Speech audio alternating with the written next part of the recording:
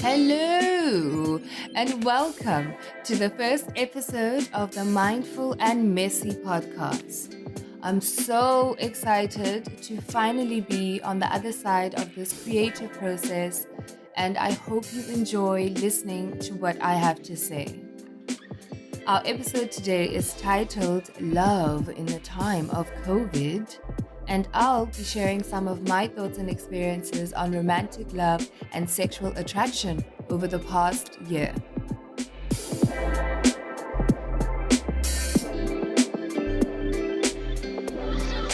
So, we're now weeks away from a full 365 days since the start of our 21-day lockdown.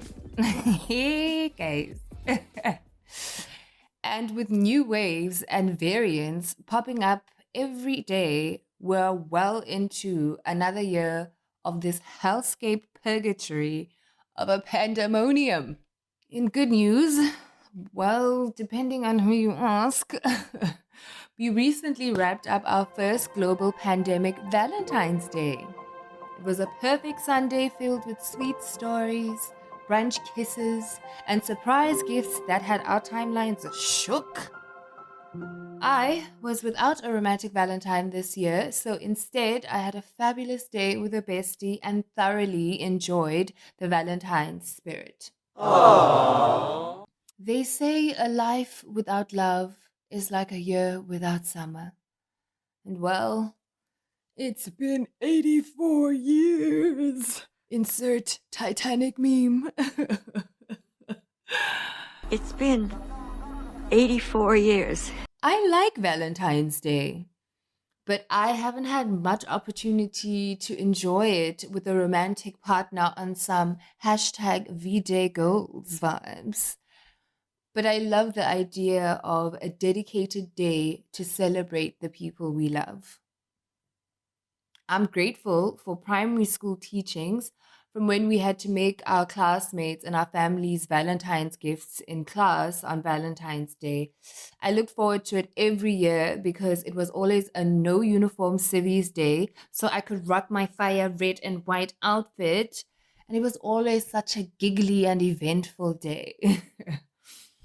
Over the years, I decided to carry on the tradition of taking the day to celebrate my friends and family.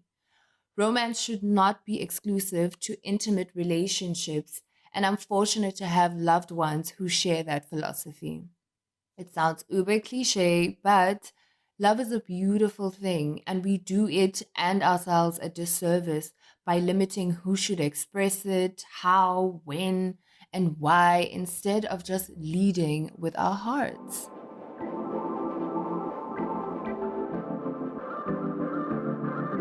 Oh, sweet infatuation.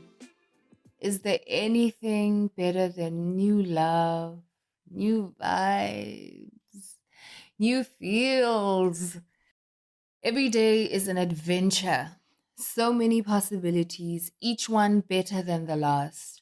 I love how hopeful and refreshing new romance makes you feel. It could be an early Wednesday morning, and your team leader insists you have a hump day check-in. Ugh.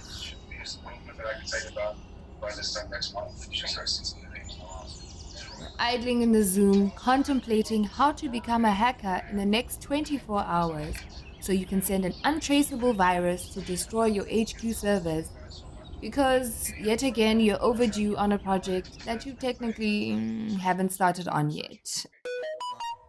Next thing, your phone flashes. It's them!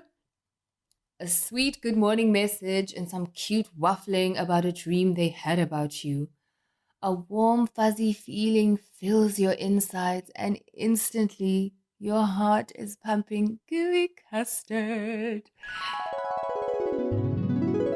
Ah, I love it.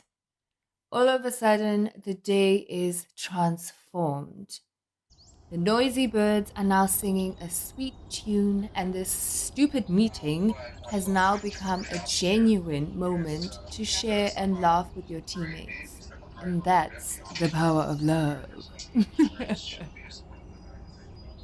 That feeling of being reborn in a new romance, washed anew by the eyes of your beloved.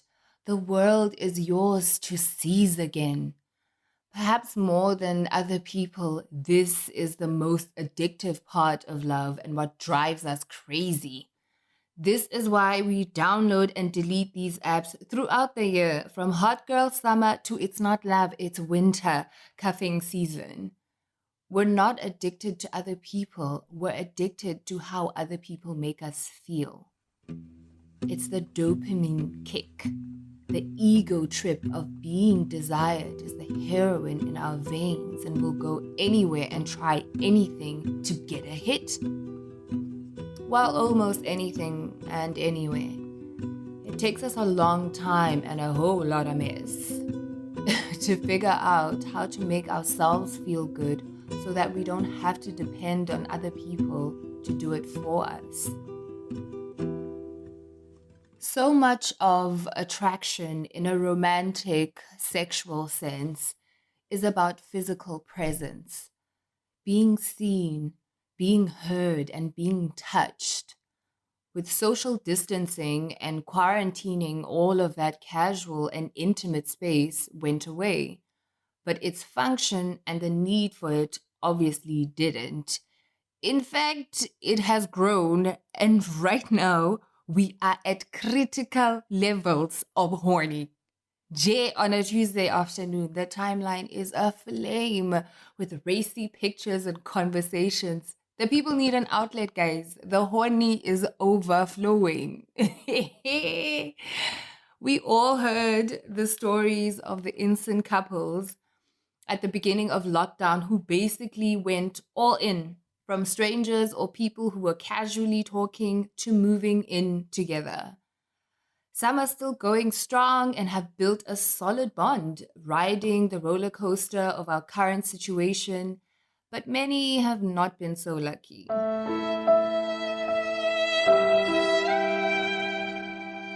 The lockdown raised the stakes and the drama of it all. Herein, girlfriends and cases of Gordon's gin being smuggled in the boot of city golfs across curfew lines and getting busted by Becky's bootlegger brigade.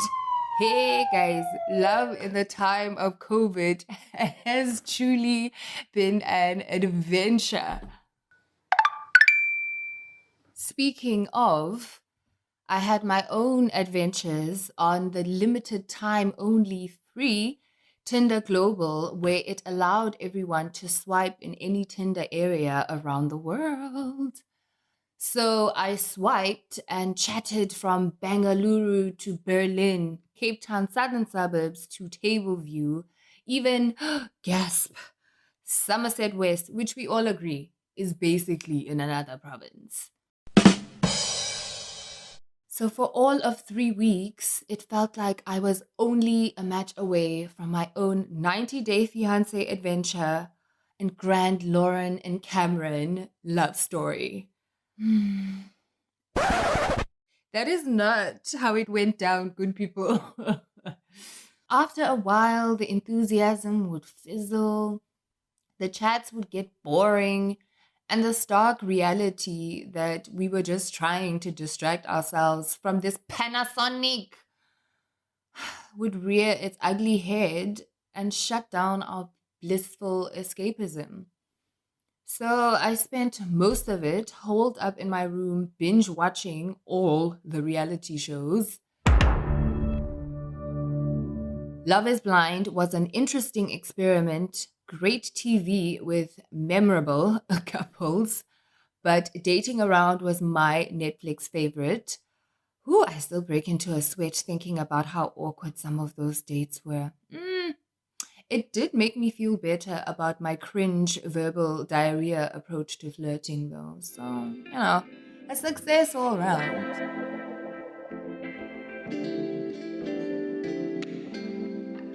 In our modern society, we are constantly surrounded by messages about romance and relationships. It's the subtle messaging on that My City bus ad about getting a promotion to afford that De Beers diamond for your lady. It's the person at the salon telling you to get that Brazilian for his birthday dinner that will definitely turn into birthday thanks. Everywhere we turn, or flip, or scroll, we are met with an image, an impression of what romance is, of what sexy is, what it should mean to us, and what we should be doing about it. It keeps us passively preoccupied and plugged into the system of commercialized romance, what it means about you as a person, who to become to get it, how to keep it, and why this will be the most worthwhile pursuit of your life. Because in our capitalistic society, even desire is a commodity. So being desirable and desiring is a form of trade. You are judged on who you deem desirable and who deems you desirable. There are rules, spoken and unspoken, about who deserves what and how to go about ensuring the desired results in our romantic and sexual pursuits. Whole industries, genres, countercultures, and philosophies have existed for centuries around these interactions, these exchanges. Just started dating? Some flowers are appropriate. 1 year anniversary coming up, time for a vacation. Been commuting between two places for 2 years? Why not move in together?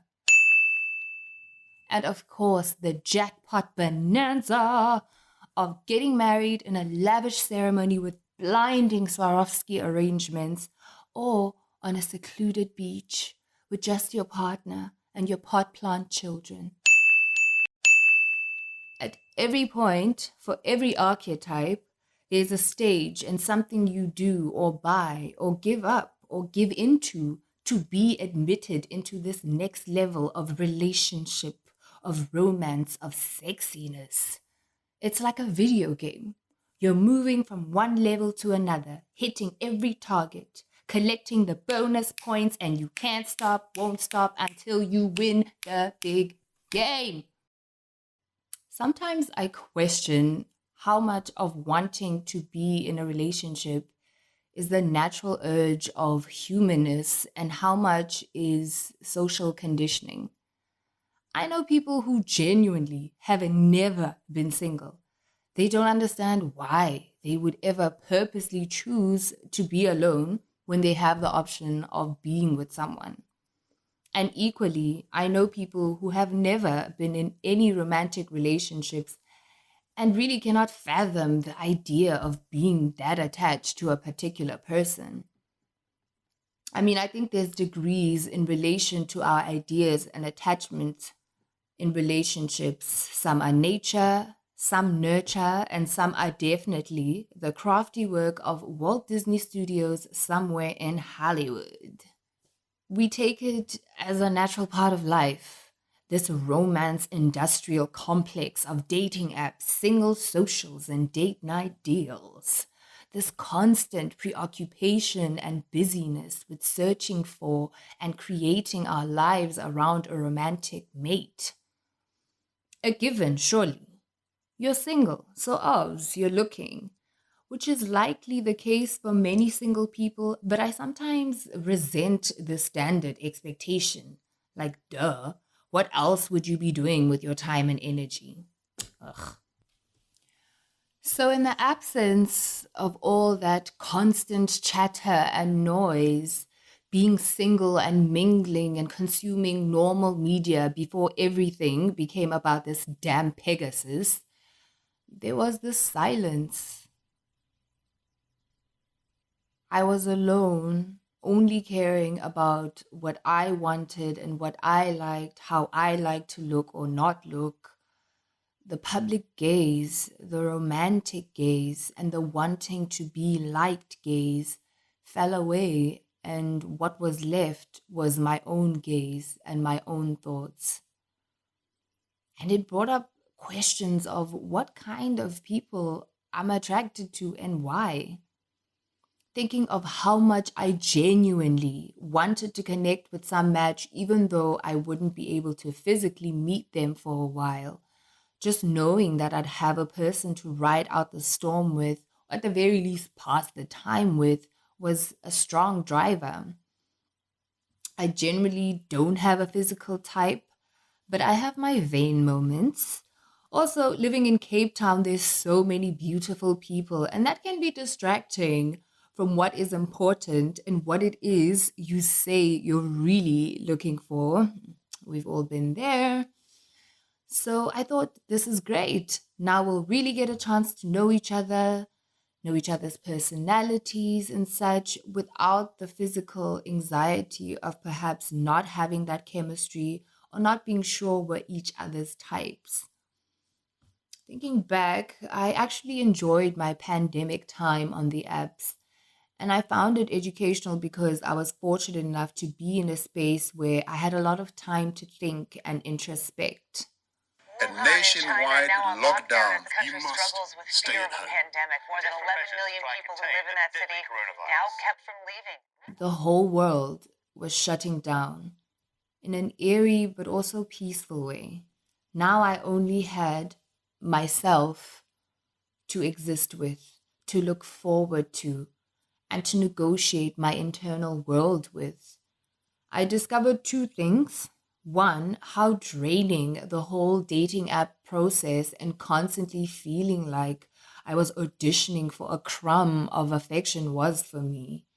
And two, that I was actually happier by myself, focused on my loved ones, whatever movies I was binging that week, trying out new recipes, and just staying afloat in this goddamn panoramic, y'all.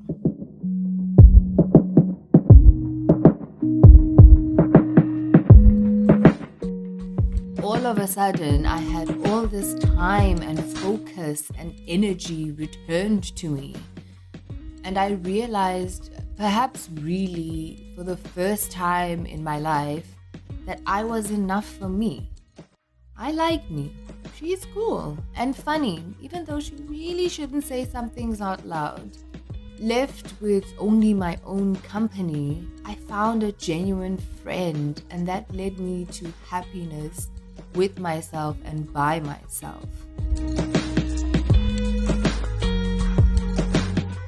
I had somehow always believed or bought into the false idea of someone coming along to save me with their love, on some let me love you until you learn to love yourself vibes, which is something that is valid and beautiful. But for me, I realized it came from a place of avoidance. It was about abdicating my personal responsibility to myself to provide happiness, stability, excitement, and opportunities to practice love and care with others. I wanted the convenience of a person who could take care of all those needs for me and with me. Suddenly, it seemed too great a task to carry out alone, even though I literally have been alone most of my life. Like navigating love in the time of COVID showed me how much self abandonment can be involved in modern dating culture, and how much I had started to internalize those patterns and behaviors with the people I was dating and with myself. I'd already been working on my people pleasing tendencies. Now add wanting affection and validation, starved of attention, feeling uncertain, unattractive, and frankly scared because it felt like the sky was falling. Oh, it was a hot mess, Bazalwan. 2020 was certainly an eye-opening year. For many, there was no summer or spring. It was just straight autumn and winter vibes. Speaking to friends and strangers about this past year, COVID has been really tough on our tender spots. the ways in which we deny needing and wanting other people, their attention, their care, their desire, and their love. I had never felt such despair and genuine loneliness as I did some days these past 12 months. Having gone from a thriving life of being able to move about, see friends, enjoy live music, be excited about a new shade of lipstick, and generally living like the hustler main characters in a series about the big city and its bright lights. But all of that was taken away in an instant. And when you spend so much of your time on transient people, doing transient things to soothe yourself of transient emotions, what happens when everything comes to a standstill? I'm glad that now, months later, I can see it in a positive light. And I hope we're all able to reevaluate some of the things that happen in our lives and why. I won't say every cloud has a silver lining, because a deadly global pandemic and the insane amount of loss that is still going on because of this virus is heartbreaking. But in each phase of our lives, we have opportunities to see ourselves and gain new insights and understanding about ourselves and our lives. We have to make a habit of taking the time to do that. And most times, the work is undoing the defense mechanisms we've put in place to avoid connecting with ourselves in a meaningful way. Because sometimes when we do, we feel overwhelmed, fearful, hopeless, and even numb. These are trying times physically, mentally, financially, and spiritually. Everyone deserves to find a way to cope. So if you or someone you know is dealing with depression, anxiety, grief, or just need someone to talk to, please reach out to counselors at the South African Depression and Anxiety Group on their 24-hour hotline. Resources are also available at lifeline.org and FAMSA, which has offices in every province across the country. You can also reach out to loved ones or a trusted spiritual guide if that's more comfortable for you. The point is, don't suffer in silence. Don't undermine your struggle because we're in a pandemic and everyone is struggling. That is true, but your pain matters too. And so does your healing. So that's all from me today. I hope some of you can relate to my experiences. There's so many different kinds of experiences of love and relationships out there. It's important to share our individual stories because you may find that that thing you thought was weird and only ever happens to you is exactly how someone else has been feeling too. Leave a voice message or a comment with your thoughts about the episode and what your experiences of love have been during this Pandora. Listen out for part 2 of this Love in the Time of COVID episode, where my guests and I share our experiences relating to self-love, friendship, and family love over the past 12 months. Thank you so much for listening in with me, and bye for now. Catch the Mindful and Messy podcast on Anchor FM, Spotify, and Apple Podcasts. Also find us on SoundCloud and YouTube, where you can download episodes and listen later offline. Please subscribe. We'd love to know what you think about the show, so please like, follow, and engage with us on social media at Mindful Messy Pod on Twitter and Facebook. Keep up with us for more info on upcoming episodes, special guests, and exclusive podcast content.